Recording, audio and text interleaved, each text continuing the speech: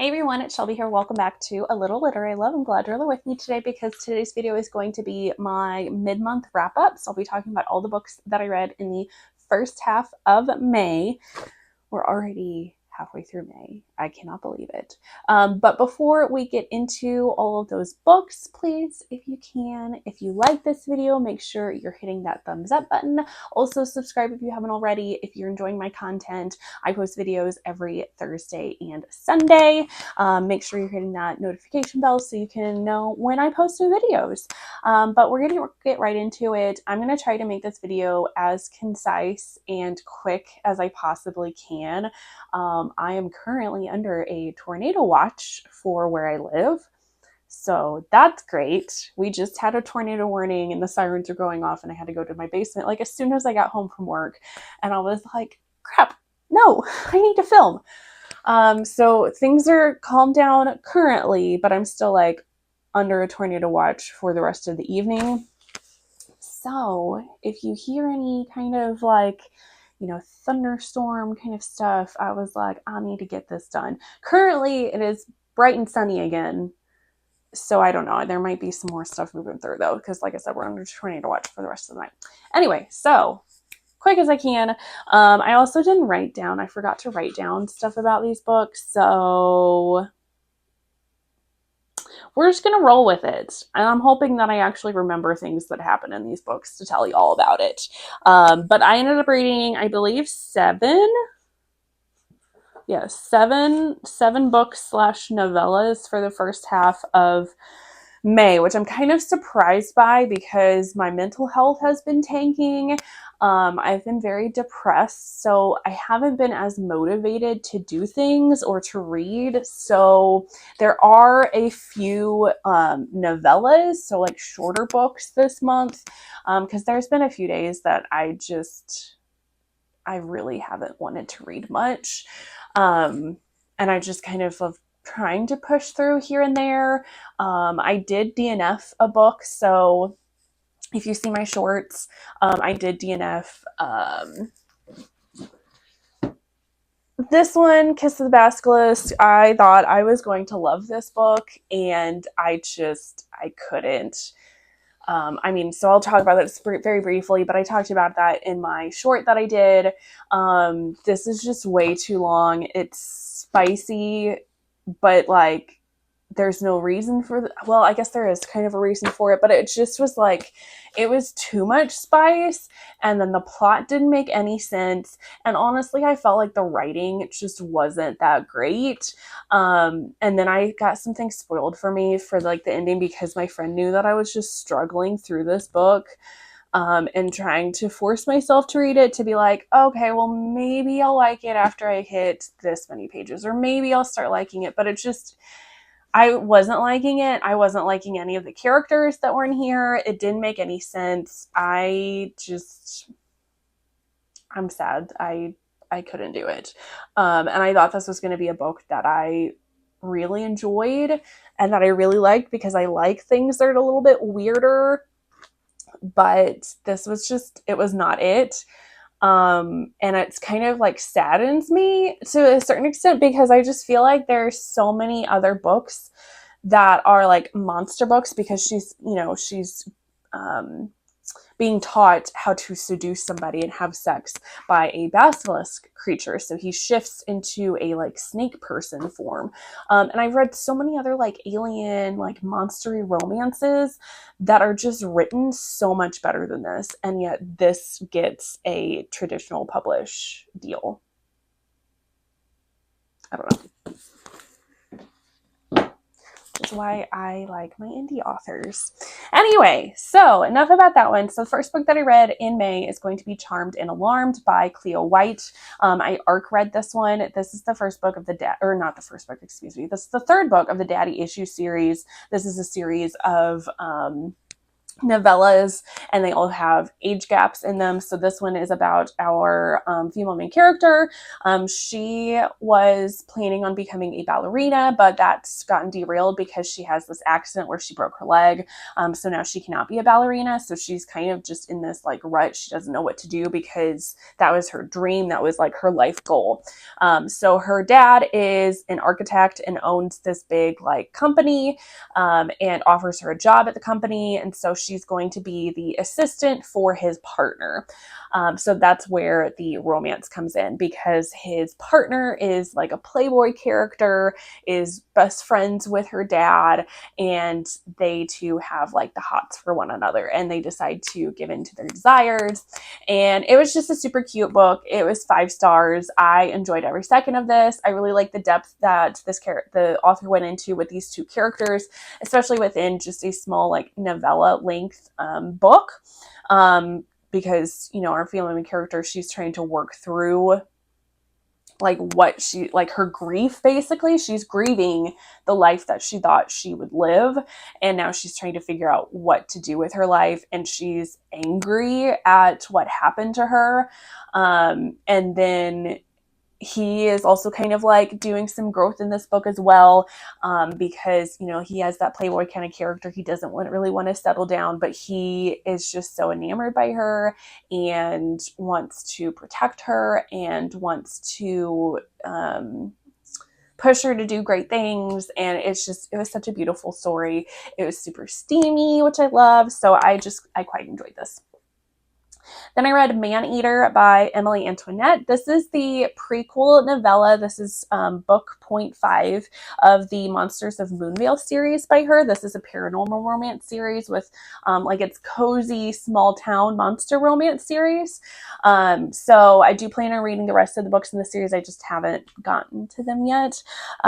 This one is about our male main character. He's moving to this town. He is a witch and he's wanting to join this coven. And so he meets somebody that is also a witch, and she invites him to like help out with one of their meetings, and he goes to them, and turns out that they're kind of like a sex cult, and they use him to help them summon a succubus so that they can have like kinky, sexy, funny times with. And he's like, this is not okay. I'm not okay with this. This is against the succubus's will. And so he helps the succubus to get out of this situation, and he like drives her back to because she gets summoned while she's at work. She's a sex worker. So he drives her back to her work, and they just kind of like start to talk, and she thinks he's really cute, and he of course thinks she's super attractive, but he asked her questions about like her personality and things that she likes, and she's like, oh, he actually cares about me for more than just my looks. So this was just a super cute little novella. I gave it 4 stars. I thought this was adorable, and I do plan on continuing reading this series. It was cute. Then I read Pray Tell by Amanda Richardson. This is the first book of her Ravaged Castle series. This is a contemporary romance series, and this is another one that I do plan on continuing to read because I've just been enjoying Amanda Richardson's books. Like, I have never read her before, and there's just something about her books are just like hitting me in the right spot right now. They're all like very forbidden. So this one is a brother's best friend. Our female main character is getting married. But when she was younger, she asked her brother's best friend to take her virginity. He had the hots for her, but he was like, no, we can't do that. And so years have kind of passed, but he's always kind of held like a torch for her.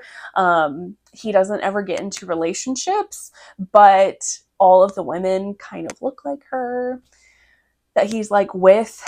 And so he also like pays for a lot of things for her wedding. But then so our female character, they are at their like wedding shower, not their wedding shower. There's some sort of like wedding party, engagement party, whatever. And they just kind of realize that they love each other, but they're not in love with each other. Their sex life for her is kind of mediocre. He has never been able to make her orgasm. And so she just realizes that that's not necessarily the path for her. And she wants to pursue her brother's best friend again because she, like the spark is there. And so she kind of ambushes him. He is into kink. He is a professional dom. So there's lots of BDSM in this one. And he has like parties at his place.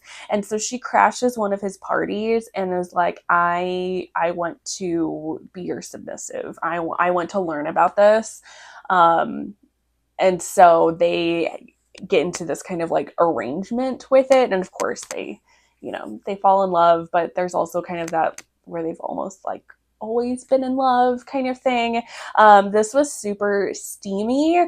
I also think this was great for like if you're new to reading about BDSM.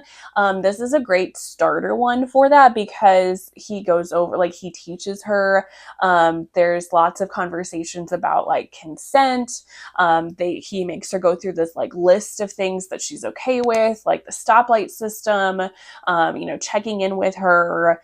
And they signed this like contract together. So I feel like it does that pretty well. There's also primal play in this one, which I really enjoyed. And I've heard that for the rest of the books in this series, the rest of the books like focus on like a specific like kink. So I'm curious to see what the other books are going to end up being. The other books follow his brothers. So I will be reading those at some point because it was really good. Then I read Truly Madly Deeply by Alexandria Belfleur. This is a contemporary romance. This one is about our female main character is a romance author.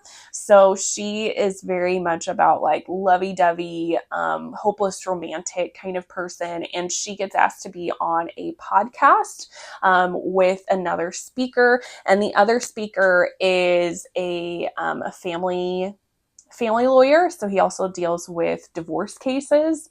And so he's much more of like a realist when it comes to love. So they're both on this podcast and they kind of start getting into like arguments, but they're very attracted to one another.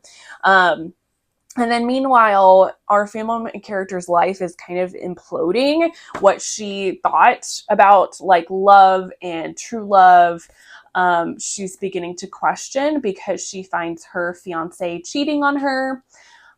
So that kind of puts a damper on things. And then her parents, who she idolized, and they are like her role models when it comes to love because they are like so lovey-dovey. They never fought. They've been together for like 20 plus years.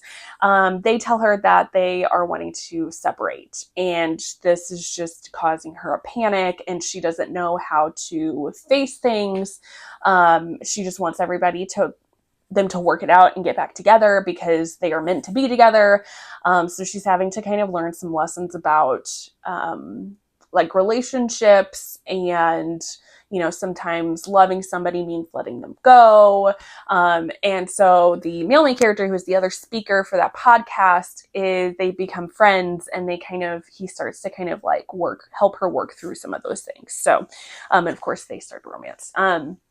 So I gave this one 3.5 stars. I was enjoying it for the most part. I just had issues with the female main character and some of the things that she does, because she tries to force her parents together.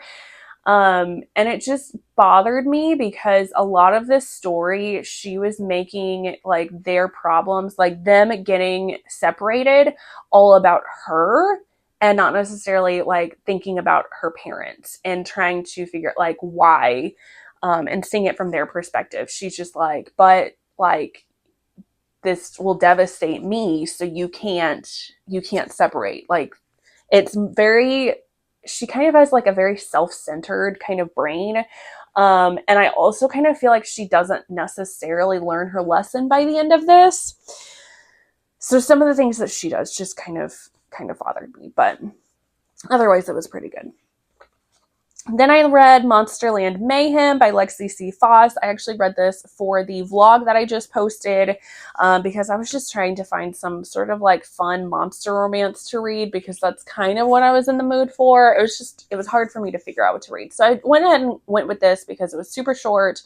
This author is going to be at one or both of the book conventions I'm going to later this year. So I thought I'd try it out also because it's got Wander on the cover, and I love him. So this is like a fantasy, like a Omegaverse, shifter Omegaverse kind of story. It's a Alice in Wonderland retelling, where our female main character, she is like a servant in her world, and in her world, whenever anybody comes of age, like women, when they come of age, they have to drink this certain drink that can make their true powers come to light, because there's no like omegas are very, very rare, and so they're trying to find more omegas, because once they do find one, that omega is supposed to become the queen of Monsterland.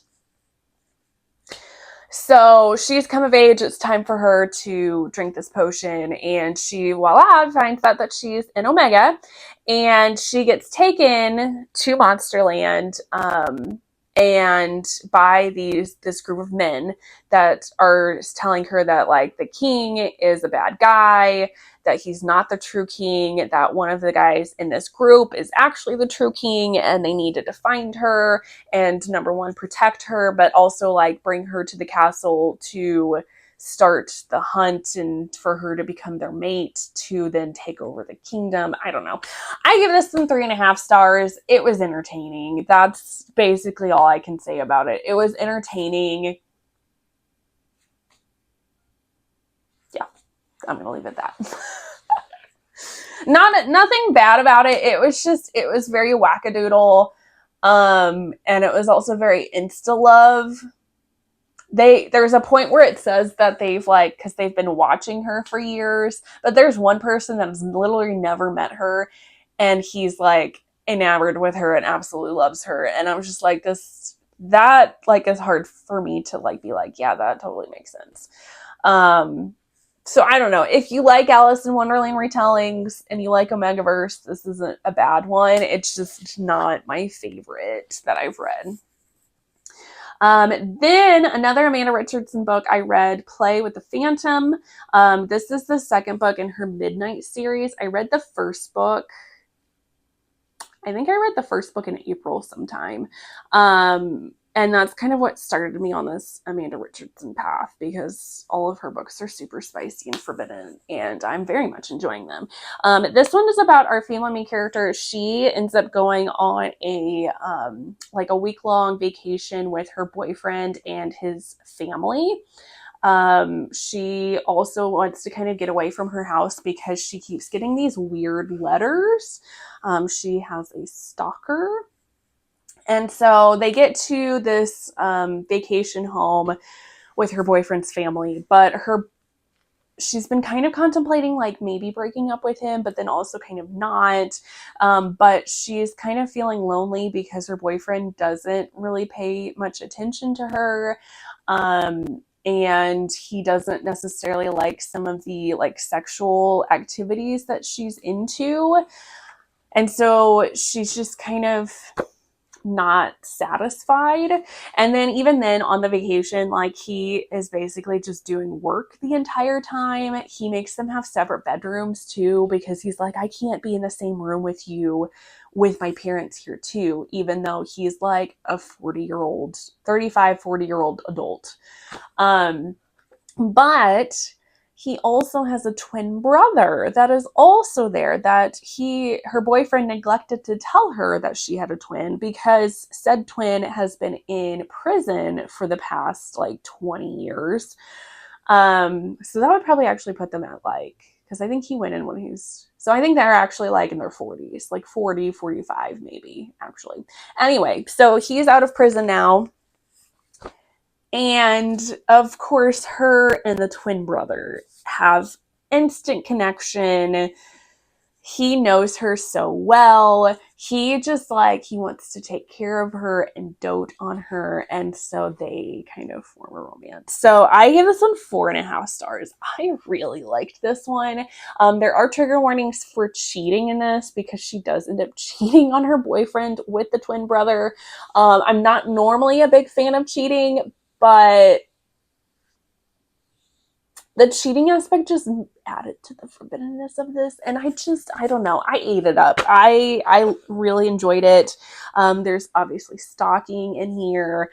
There's a lot of kinks. He is very much like more of a dominant kind of person, but he shows it like he wants to just like cherish her and adore her and support her and give her whatever she wants, and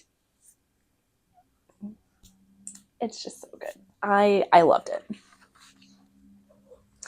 And then the last book that I read for the first half of May is going to be Claim and Don't Tell by Rory Miles. This is the first book of the Forbidden Sense series. So this is another Omegaverse. It's also been kind of in an Omegaverse kind of mood. So this one is about our female main character. Her mom ends up getting remarried because her dads ended up leaving her and her mom when they found their scent match. So her mom was not her dad's actual like scent match, like Omega. Her mom is a beta, but they married her anyway because they were just wanting to form their pack. So she's got a ton of, that impacted her a lot. So anyway, so her mom gets remarried to this group of alphas, and she's so excited for her mom. But then when she meets her mom's new partners, have sons.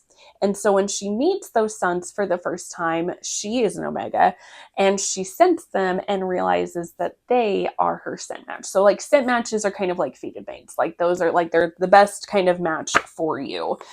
And she kind of freaks out because she realizes like now they're going to be her brothers. And so that's very taboo. Like she can't be with her brothers. And then she also doesn't want to ruin her mom's happiness.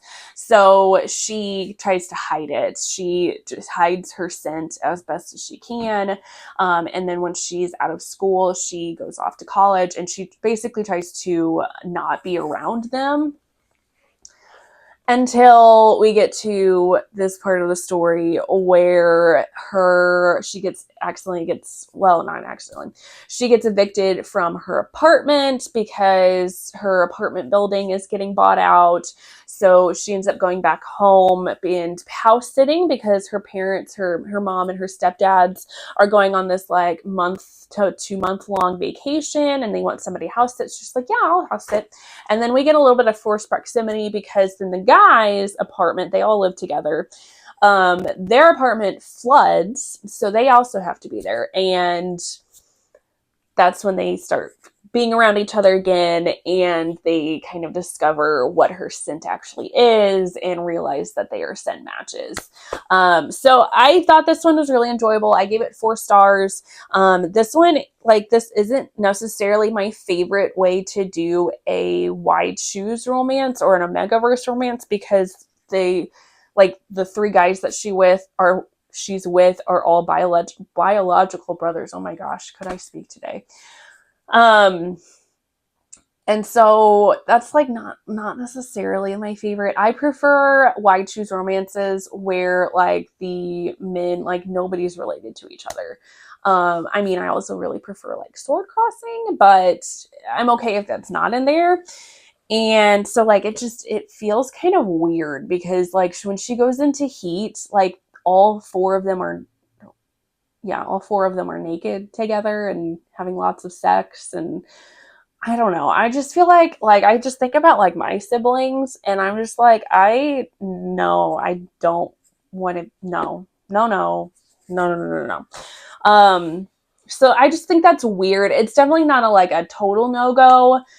Because I mean, they are like with her, they're having sex with her. That I'm fine with because I mean, they're step siblings, and it does add a little bit to that like forbiddenness that I like. But it's not so forbidden that it's like illegal, you know, in certain states. But I did enjoy this. There is another book that I think is going to have a age gap potentially to it. So I did like just start that today. I got maybe a couple pages into it, but I am continuing that one as well. So that is all the books that I read for the first half of May. So make sure you leave a comment down below with some of the books that you have been reading in May. What have you all been enjoying? Also make sure you're hitting that thumbs up button, subscribe if you haven't already, but that is going to be it for this one, and I will see you all in the next one. Bye guys.